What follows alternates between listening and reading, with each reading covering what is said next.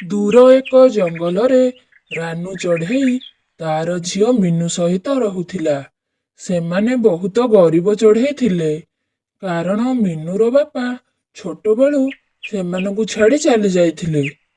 ରାନୁ ଚଢ଼େଇ ଗୋଟିଏ ଛୋଟ ଫୁଲ ବଗିଚା କରି ଫୁଲ ବିକ୍ରି କରୁଥିଲା।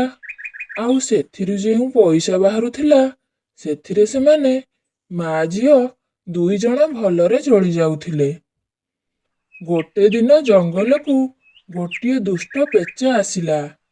ଆଉ ସେ ପେଚାର କାମ ହେଲା ସେ ଚଢ଼େଇମାନଙ୍କୁ ହଇରାଣ କରେ। କାହାକୁ ବି ଜଙ୍ଗଲରେ ଶାନ୍ତିରେ ରଖେଇ ଦିଏନି।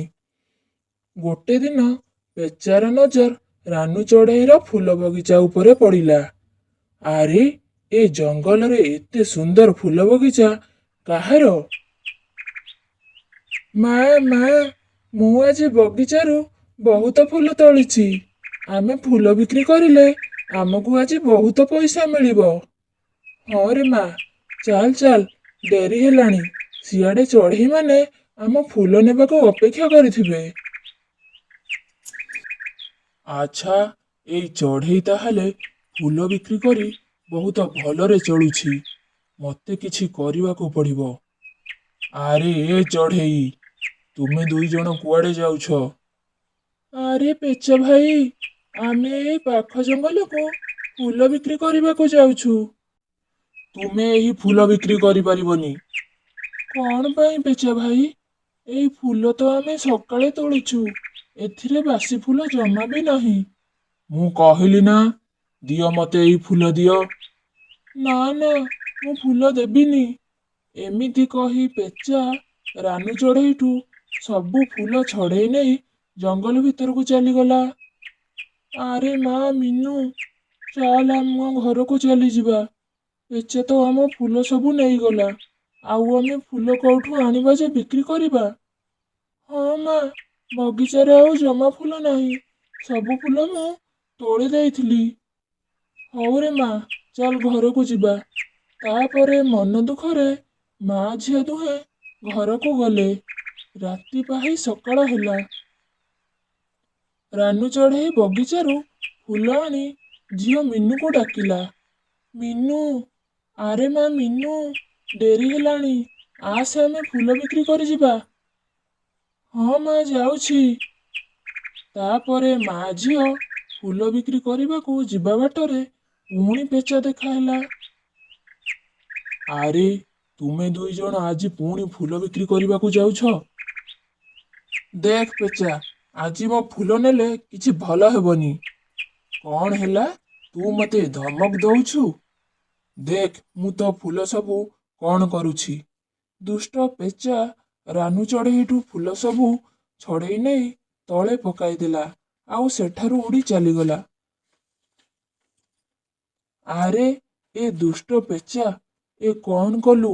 ମୋର ସବୁ ଫୁଲ ମାଟିରେ ପକାଇଦେଲୁ। ଆଉ ଏ ଫୁଲକୁ ମୁଁ ବିକ୍ରି କରିପାରିବିନି, କାରଣ ଏ ଫୁଲ ସବୁ ତଳେ ପଡ଼ିଗଲା। ଆଉ ଏ ଫୁଲ ଠାକୁରଙ୍କ ପୂଜାରେ ଲାଗିବନି। ଚାଲରେ ମା ମିନୁ, ଚାଲ ଘରକୁ ଯିବା। ରାନୁ ଚଢ଼େଇ ମନ ଦୁଃଖରେ ଘର ବାହାରେ ବସିଥାଏ। ମା ମା, ତୁମେ ଆଜି ରୋଷେଇ କରିବନି କି? ଆରେ ମା ମିନୁ, ଘରେ ଆଜି ରୋଷେଇ କରିବାକୁ ଡାଲି ଚାଉଳ କିଛି ନାହିଁ। 2 ଦିନ ହେଲା ଆମେ ଫୁଲ ବିକ୍ରି କରିବାକୁ ଯାଇନେ। ପଇସା କୁଆଡ଼ୁ ଆସିବ ଯେ ମା ଆମେ ସଉଦା ଆଣିବା? ମା, ଆଜି କଣ ଆମେ ଉପାସରେ ରହିବା? ଆରେ ମା, ଘର ଭିତରେ ଡବାରେ ବିସ୍କୁଟ ଅଛି। ଯା ମା, ଖାଇ ନେଇ ପାଣି ପିଇ ନେବୁ, ତୋ ପେଟ ପୁରିଯିବ। ହଉ ମା, ତୁମେ ଆସ, ଆମେ ସାଙ୍ଗ ହୋଇ ବିସ୍କୁଟ ଖାଇନେବା। ଚାଲରେ ମା, ତୁ ଘରକୁ ଯା, ମୁଁ ଯାଉଛି। ତା ପରଦିନ ସକାଳ ହେଲା। ରାନୁ ଚଢ଼େଇ ପେଚାକୁ ଡରିକି ଜଙ୍ଗଲ ଭିତରକୁ ଫୁଲ ବିକ୍ରି କରିବାକୁ ନ ଯାଇ ଗୋଟିଏ ଜାଗାରେ ଯାଇ ମନ ଦୁଃଖରେ ବସି ରହିଲା। ସେହି ବାଟ ଦେଇ ଗୋଟିଏ ଦୟାଳୁ ପରୀ ଯାଉଥିଲା। ସେ ଚଢ଼େଇକୁ ଦେଖିଲା। ଆରେ, ଲାଗୁଛି ଏ ଚଢ଼େଇ ବହୁତ ମନ ଦୁଃଖରେ ଅଛି। ମୁଁ ଯାଏ ସେ ଚଢ଼େଇକୁ ପଚାରେ ତାର କଣ ହୋଇଛି। ଆରେ ଚଢ଼େଇ, ତୋର କଣ ହୋଇଛି? ଏତେ ମନ ଦୁଃଖରେ କାହିଁ ବସିଛୁ? ପରୀ, ତୁମେ କ'ଣ ସ୍ୱର୍ଗରୁ ଆସିଥିବା ପରୀ? ହଁ ଚଢ଼େଇ, ମୁଁ ସ୍ୱର୍ଗରୁ ଆସିଛି। ମୁଁ ଗୋଟେ ଦିନ ପାଇଁ ପୃଥିବୀ ପୃଷ୍ଠକୁ ଆସିଛି ସବୁ ଚଢ଼େଇମାନଙ୍କର ଦୁଃଖକୁ ନିବାରଣ କରିବା ପାଇଁ। ଆଗ ଚଢ଼େଇ ତୁ କହ, ଏତେ କାହିଁ ମନ ଦୁଃଖରେ ବସିଛୁ? ପରୀ ଭଉଣୀ, ଏ ଜଙ୍ଗଲକୁ ଗୋଟିଏ ଦୁଷ୍ଟ ପେଚା ଆସିଛି, ଆଉ ସିଏ ମୋତେ ବହୁତ ହଇରାଣ କରୁଛି। ତାପରେ ଚଢ଼େଇ ପରୀକୁ ପେଚାର ସବୁ କଥା କହିଲା। କ'ଣ ହେଲା? ସେ ପେଚାର ଏତେ ସାହସ, ସେ ତୋତେ ଏତେ ହଇରାଣ କରି 2 ଦିନ ହେଲା ତୁମ ମା ଝିଅଙ୍କୁ ଉପାସରେ ରଖିଛି। ହଉ ଚଢ଼େଇ, ତୁ ତ ବଗିଚାରୁ ସବୁଦିନ ପରି ଫୁଲ ତୋଳି କାଲି ସକାଳେ ବିକ୍ରି କରିବାକୁ ଯା। ମୁଁ ସେ ପେଚାକୁ ଦେଖିନେବି। ଏମିତି କହି ପରୀ ଆକାଶରେ ଉଡ଼ି ଚାଲିଗଲା। ତା ପରଦିନ ସକାଳ ହେଲା। ରାନୁ ଚଢ଼େଇ ତା ଝିଅ ମିନୁକୁ ଧରିକି ଫୁଲ ବିକ୍ରି କରିବାକୁ ଗଲା। ରାସ୍ତାରେ ଦୁଷ୍ଟ ପେଚା ଜଗିଥାଏ। ସେହି ସମୟରେ ପରୀ ସ୍ୱର୍ଗରୁ ଆସି ଦୁଷ୍ଟ ପେଚା ଉପରେ ଆଖି ରଖିଥାଏ। ଆରେ, ଆଜି ପୁଣି ତୁ ଫୁଲ ବିକ୍ରି କରିବାକୁ ଆସିଲୁ? ରହ, ସବୁଦିନ ପରି ତୋ ଫୁଲ ସବୁ ମୁଁ ମାଟିରେ ପକାଇଦେବି। ସ୍ୱର୍ଗର ପରୀ ଏହିସବୁ ଦେଖୁଥାନ୍ତି। ସେ ଦୁଷ୍ଟ ପେଚାକୁ ବୁଦ୍ଧି ଶିଖାଇବା ପାଇଁ ତାଙ୍କ ଯାଦୁବାଡ଼ି ସାହାଯ୍ୟରେ ଗୋଟିଏ ସାପକୁ ପେଚା ପାଖକୁ ଛାଡ଼ିଦେଲେ। ପେଚା ରାନୁ ଚଢ଼େଇର ଫୁଲ ପକେଇବାକୁ ଆସିଲା ବେଳକୁ ସାପଟି ଦୁଷ୍ଟ ପେଚାକୁ କାମୁଡ଼ି ଦେଲା, ଆଉ ସେଇଠି ପେଚାର ମୃତ୍ୟୁ ହୋଇଗଲା।